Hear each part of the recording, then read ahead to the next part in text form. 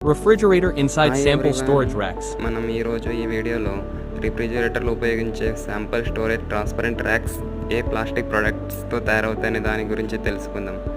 వీడియోలో చూపబడిన విధంగా ఈ ర్యాక్స్ అనేవి జనరల్ పర్పస్ పాలిస్టెరిన్ అనే ప్లాస్టిక్ మెటీరియల్తో తయారవుతాయి. దీనిని షార్ట్ ఫామ్లో పిఎస్ అని అంటారు. ఈ పిఎస్ ఎందుకు ఉపయోగిస్తారంటే ఇది ఎక్కువ ట్రాన్స్పరెన్సీని కలిగి ఉంటుంది మరియు ఇది థర్మోప్లాస్టిక్కి సంబంధించిన ప్రోడక్ట్, అందువల్ల ఉపయోగిస్తారు.